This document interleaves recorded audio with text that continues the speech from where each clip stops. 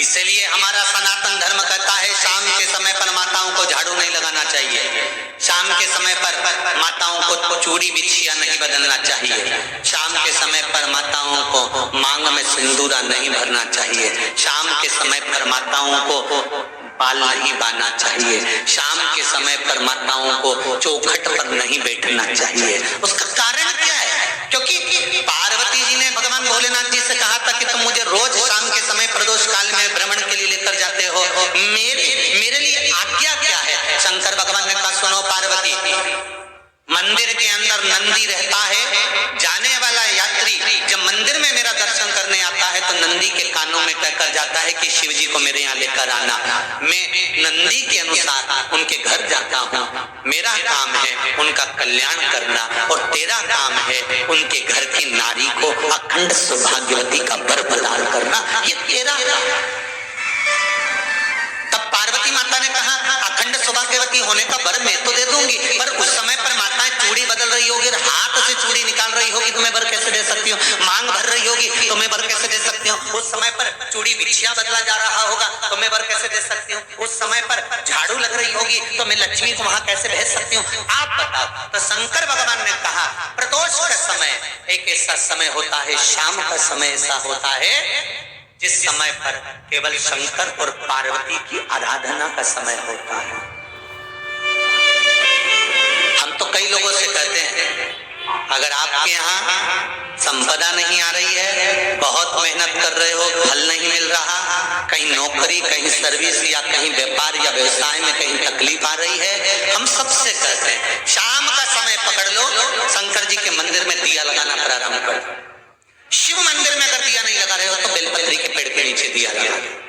बेलपत्री और शंकर जी के मंदिर में दिया नहीं लगा रहा तो शंकर जी के मंदिर के बाहर चौखट पर दिया लगा दो।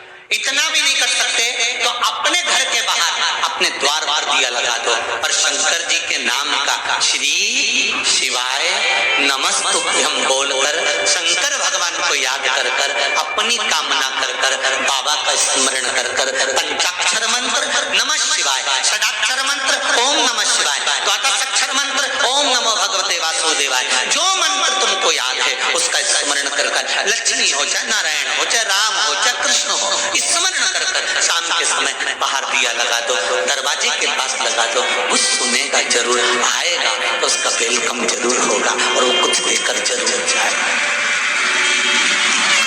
नियम तो बनाओ, उसकी चौखट पर जाकर कहना पड़ा।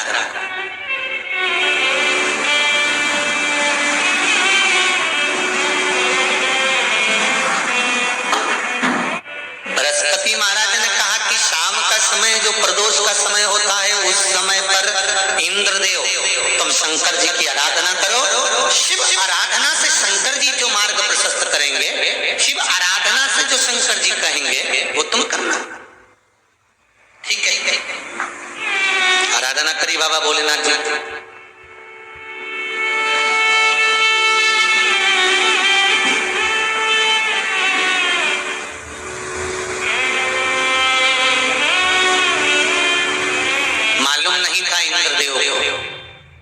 बृहस्पति महाराज ने प्रदोष की महत्वता समझाई तो प्रदोष का समय जानकर शंकर जी पर 7 बेलपत्र प्रदोष के दिन इंद्र ने समर्पित कर दी बिना सोचे।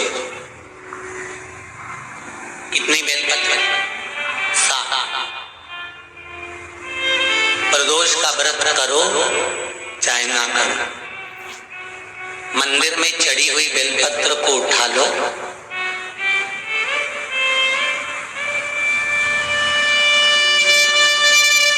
बेलपत्र का ब्रह्म कमल बना लो,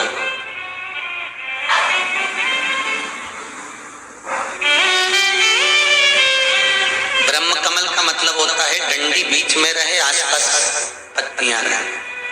7 पत्ती का ब्रह्म कमल बनाकर, जैसे ये पत्तियां एक जैसी रखी हुई हैं तो इसको फैला लिया, 7 पत्ती को आपस में फैलाकर ब्रह्म कमल बना लिया। प्रदोष का व्रत करें ना करें, जरूरी नहीं है कि वृक्ष से ही पत्ती लेकर आओगे तो ही शंकर जी को चढ़ाओगे। शिव जी पे से चढ़ी हुई उठाकर धोकर ब्रह्म कमल बनाकर बाबा से विनय कर कर, हे प्रभु आज मैं इस काम के लिए जा रहा हूं, बाबा मेरा यह कार्य है, बोलकर श्री शिवाय नमस्तुभ्यम बोलकर शिवलिंग पर समर्पित कर दो। दिन भर के प्रदोष व्रत का फल बाबा एक बेलपत्री समर्पित करने पर ही प्रदान कर देता है। शिव है, प्रदोष व्रत कर रहे हो उससे बढ़कर कोई प्रसन्नता नहीं, पर नहीं कर रहे तो प्रदोष के दिन या 12 महीने शिवरात्रि आती है, अगर